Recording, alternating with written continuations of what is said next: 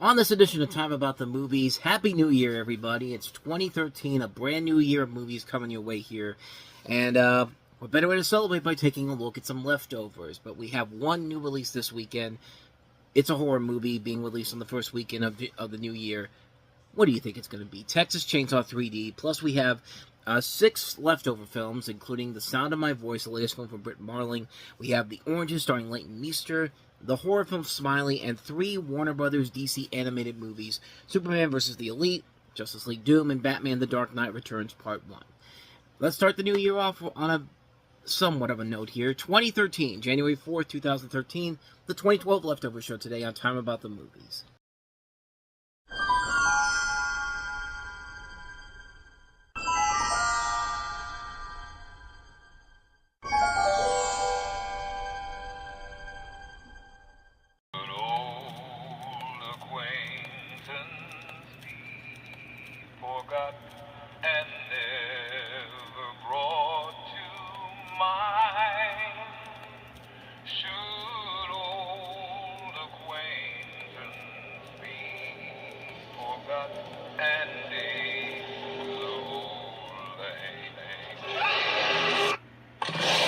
Texas Chainsaw, rated R, starts Friday.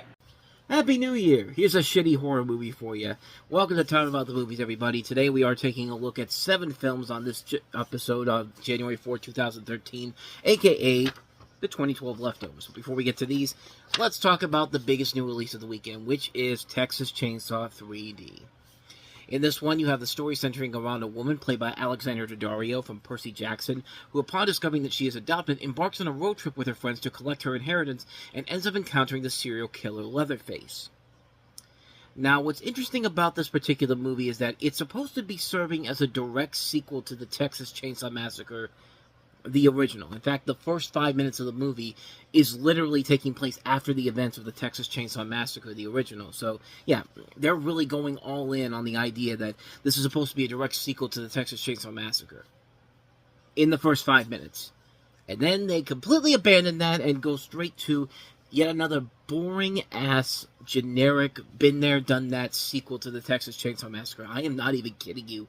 The first 5 minutes of this movie shows so much promise, and then, as soon as it ends, we're back to crap again, because, literally, the movie just completely falls off the face of the earth and just turns into yet another boring, generic, lazy, Texas Chainsaw movie. It's the same thing you've seen in every other film, except the films that came before this actually tried. If you have a movie that makes Texas Chainsaw Massacre the beginning seem more competent than this, you have clearly screwed up big time here. I mean, this is a mess of a film on so many levels, from just the way it was set up to the way it comes out at the end.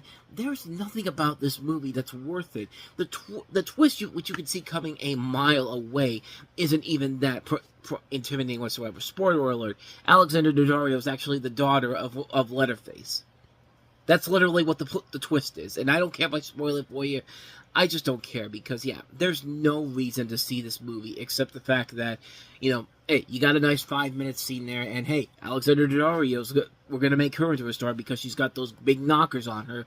Well, technically, this was just before stuff like True Detective and all that, but yeah, they were basically putting her in there because, yeah, she's got a body that could kill, and the boobs to top it off too. But yeah, this is a bad movie. This is a really, really terrible movie, and what a wonderful way to start the new year off, honestly. So with that said, we got rid of the crappy film, so let's go ahead and get to the leftovers. We have our first one here, Britt Marling's latest film, The Sound of My Voice. It's not my choice. It's yours.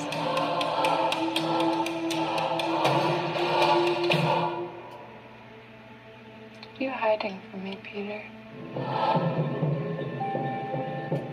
We're survivors. Beyond your wildest imagination.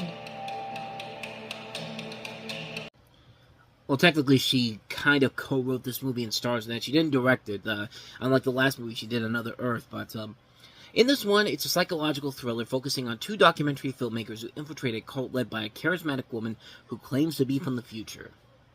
So this is directed by Zal Mangila, I think I'm pronouncing his name correctly, but he would later go on to direct stuff like The East and also work on Britt Marling's Netflix series, The OA. And it's an intriguing little film. It's a movie that could be seen as kind of pretentious in a little, in any way, shape, or form, but not exactly in the way that I think the film is really trying to make it seem like it is. I mean, it's done a lot more cleverly than the trailer gives you credit for. I mean, it's an interesting film on so many levels, from a visual perspective, from what it's trying to accomplish in terms of the meaningful aspects of it. Let me just put it this way. Imagine if The Cell was competent and wasn't just a pretentious piece of ask me what it means type of garbage. That's this movie in a nutshell, and it does its job pretty well. A good cast. It also includes Christopher Denham and also Constance Wu from Fresh Off the Boat. James Urbaniak from the Venture Brothers is in this movie too.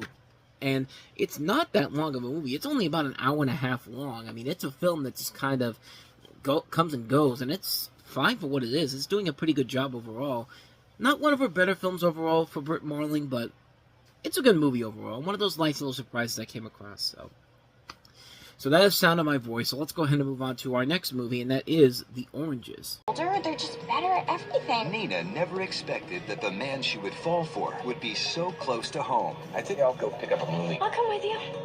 And neither did her family. I want to throw up! He's your parents' best friend. You're the one who told me that I should find myself a man and not a boy.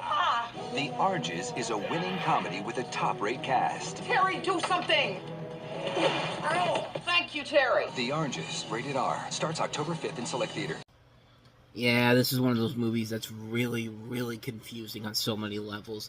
It chronicles how two families deal with a scandal involving a married man and his friend's daughter. The daughter being played by Leighton Meester, and the father and the married man played by Hugh Laurie. And I mean, it's got some potential to it, but yeah, it's a mess of a film. It's a film that I think really didn't have a clear indication of what the overall message of the movie was supposed to be, and it really, it takes on the tropes of, this older man can't hang out with this younger girl, and it's just like that type of stuff, and it's just kind of like, what are we even doing by this point in the long run? It just really never really feels like they had a true indication of what they were trying to accomplish here, and lo and behold, the film itself just feels like a mess on so many different levels, and despite its strong cast, it includes also Catherine Keener, Adam Brody, Alia Shawkat, Oliver Platt, Allison Janney, Aya Cash. I mean, good talent all across the board here. This director, Julian Farino, has actually done a lot of good TV work. He did a lot of episodes of Entourage, but yeah, the film overall is a really big, sloppy mess of a movie that really has no indication of what they're trying to do here, but the end result is just kind of a mixed bag with an idea that probably could work, but it needed a better script to really work with here. So yeah, that's my thoughts on The Oranges. So let's go ahead and move on to our next movie, and that is the horror film Smiley. Like something's been born. No, urban legend. What if he comes for the people who call him? They don't. Name Smiley. Stop trying to find out what it is, okay? You're bringing it to us. What do you mean I just killed somebody? I don't know. This can't be real, right? And someone's gonna go Smiley on me. Evil wears a new mask. Smiley. Saturday on Horror. Where did he come from? Why, yes, a creature so terrifying that they aren't even going to show you what it looks like. I mean, it worked for Child's Play, except Child's Play was actually legitimately terrifying as a kid, and this thing is not. Let me put it this way to you. If Shane Dawson is one of your biggest stars in the movie, and also the chick from the Book of American Pie presents The Book of Love, and Postal, maybe it's not a good sign for this movie going forward, but Ashley is going to a new college while getting over the death of her mother. She meets some new people there, including Binder, played by Shane Dawson, while at a party, and she learns about an urban legend of an online killer that has the nickname Smiley, who can only be seen on the web, and he apparently kills people after they type in, "I did it for the lulz" 3 times. Oh my god, you gotta be kidding me. We're only halfway through this, and this is one of the stupidest things I've ever read in my entire life. I'll continue on here, but soon after going to the party, Ashley and her flatmate Proxy go online to test it out with horrific results. She becomes paranoid. She starts thinking to think she sees Smiley all over the place and feels that he may be chasing her. But how can that be if he's not real? Have they somehow released him from the internet? Oh, you gotta be kidding me. Oh my god. This is one of the stupidest plot synopsises I've ever read in my entire life.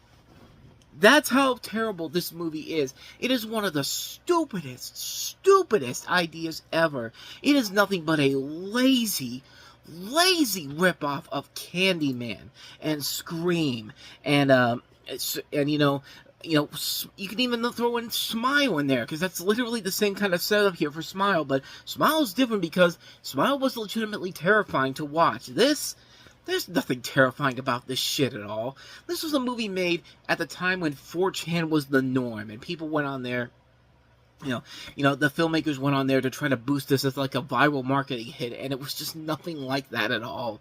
Like, this is one of the most hilariously bad movies. This is not even hilariously bad. This is one of the most abysmal movies I have ever seen in my entire life. It's not scary. It's not threatening. There's nothing even that funny about it. And shame on the people that are in this movie. Roger Bart and Keith David. Like, Keith David's a badass, man. He deserves better than this garbage. This is a fucking insult of a film. This film is just... Ugh. But... Oh my god, that plot synopsis. That plot synopsis alone was one of the funniest things I've ever read in my entire life. It got stupider and stupider and stupider as it went on. But, yeah, there you go. That's all I can say about Smiley, which is really all you need to know about how bad this movie is. So, why don't we actually get to the good stuff? We've had some pretty bad stinkers all this episode, but we finally are going to turn the tide around with our DC animated movies. One would think, although the first one's not instilling a whole lot of confidence in me. First off, Superman versus the Elite.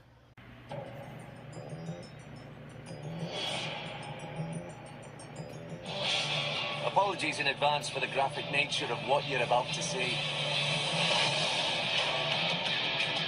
Goodbye, Superman. Hello, power. They have to be stopped. They are so strong. I think they can beat you. Tomorrow is done. Superman is so beat. Where do they come from? Where do they go? What do they want? It ends today without a single loss of life. Are you the Superman that the 21st century needs? This is an act of war. Stand down and be judged for your crimes. It's all over now. Superman, say your goodbyes. Congratulations, children. Your leaders are all dead. Wait for it, kids. It's a fair fight, yes?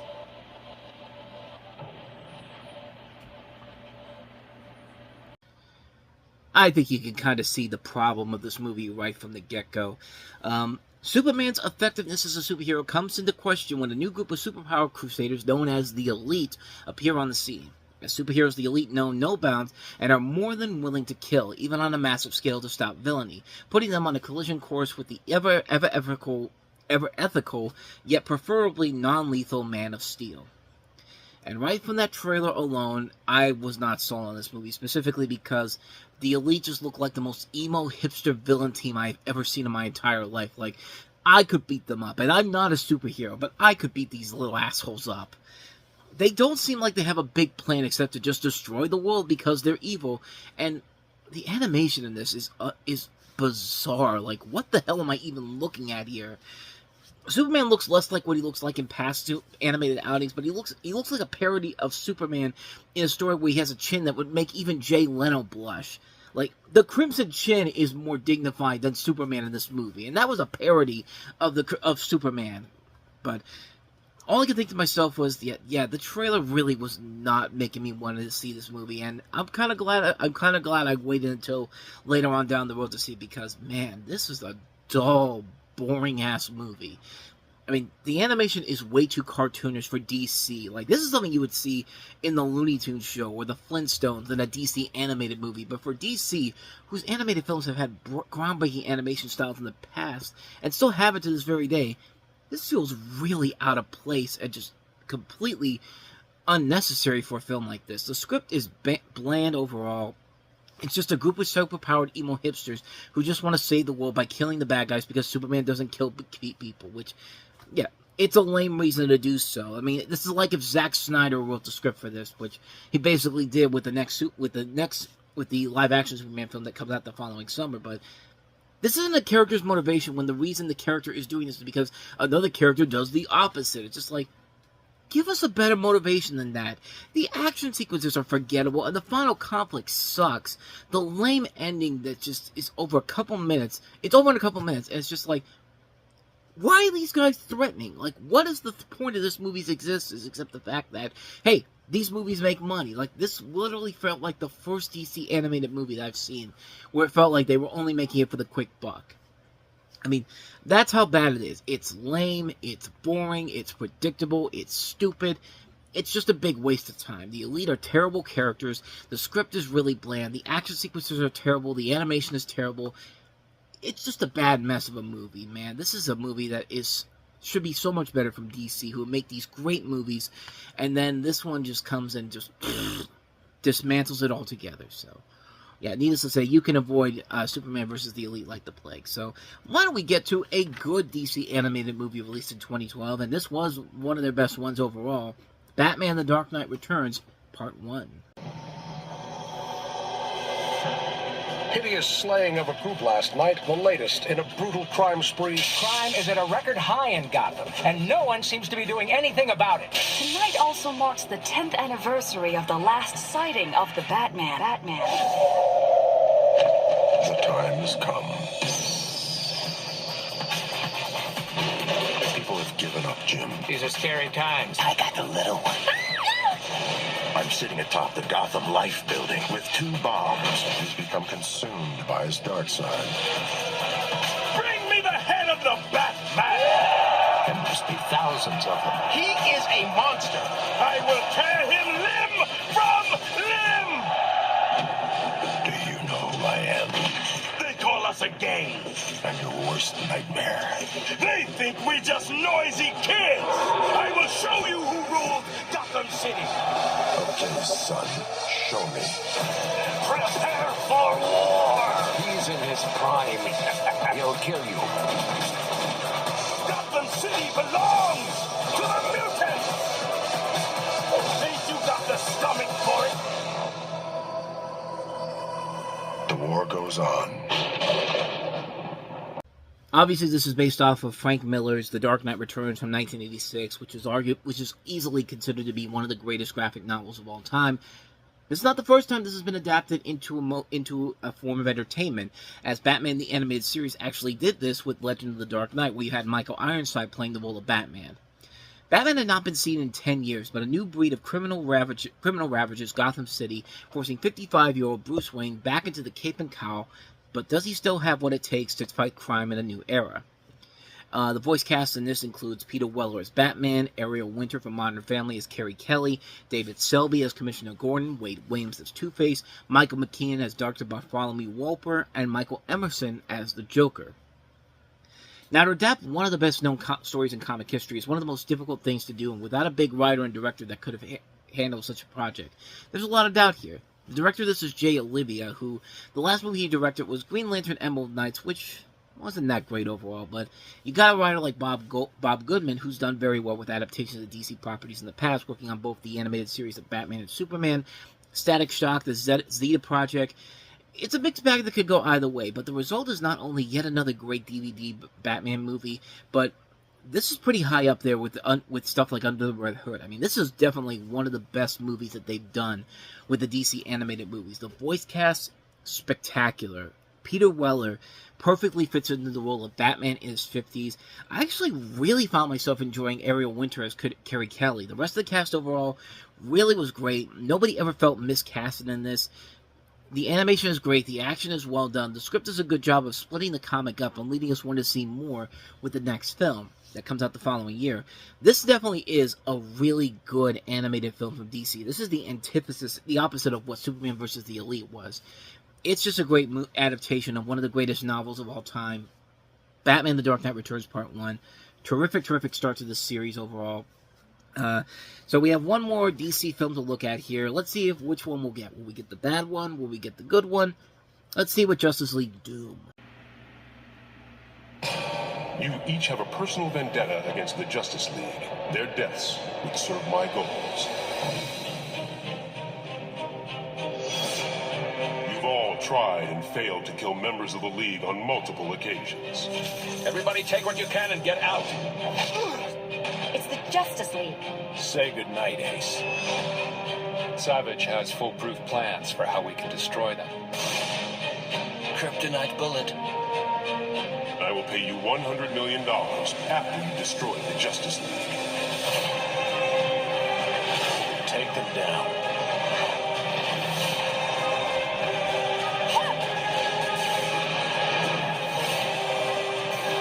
Pick a car. Any car.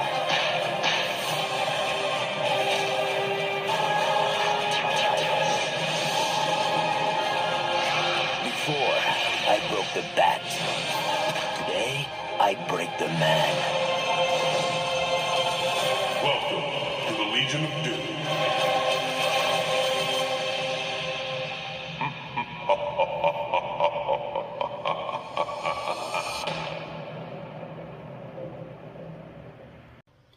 Kind of in the middle. In this one, the Justice League are a team of great power, but also a personal secret that they thought safe. That changes when the immortal supervillain Vandal Savage, played by Phil Morris, Jackie Childs from Seinfeld, I am shocked and chagrined, mortified and stupefied, that guy, has Batman's Batcave secretly raided to learn them all and more. Soon the Leaguers are individually beset by their enemies who attack them with inescapable death traps specifically designed with that information. With that, all seems lost until an indomitable knight and a young titan combine to deliver salvation, even as Savage uses the opportunity to implement a far grander scheme. As the synopsis says, a lot of the cast is comprised by people who have played these characters before in past installments. You have people like Kevin Conroy back as Batman, Tim Daly back as Superman, Susie Eisenberg as Wonder Woman, Nathan Fillion as Green Lantern, Michael Rosenbaum as The Flash, David Kaufman back as Jimmy Olsen, and they're all very good reprising their roles. The rest of the film itself is just okay. The script, I think, works very well. The animation is nicely done. At about 77 minutes, it's a good pace. It doesn't feel like they could have made it much longer, unlike what Batman Year 1 was. The action sequences are fine in this, but there's a lot of homages to the original Super Friends cartoons as well as the comics. It's a good movie, not a great one. Nothing about it really came off as completely memorable about it, but I think it's worth watching overall. But if you're expecting something on the levels of Under the Red Hood or The Dark Knight Returns Part 1, you're going to be disappointed by it. Overall, a good film, but not a great one overall. Justice League Doom. And thus, with all that said, we wrap up another episode of Time About the Movies. Next time we meet, we take a look at two more movies that kick off 2013, and yeah, let's just say that this is the dumping weeks between this Christmas and the middle of February, and it certainly shows with this week. We've got Marlon Wayans returning into the world of parody comedies with Scary Movie with a Haunted House, which somehow became a big hit for reasons that are beyond me, because let's just say it's not a good movie. We'll take a look at that, and then we'll take a look at Ruben Fleischer's Gangster Squad, a movie that was actually supposed to open in September. However, a specific event happened in the middle of the summer that basically told Warner Brothers to push this back so they could cut a critical scene out there. I'll explain more about that tomorrow on the show, so stay tuned for that. We'll talk about Gangster Squad with Ryan Gosling, Emma Stone, and Jason Clarke among the cast, and Josh Brolin's also in this too. So those two movies we'll take a look at tomorrow. But with all that said, thank you so much for watching this. I hope you enjoyed it. If you did, please go ahead and check out the... Let me do this again.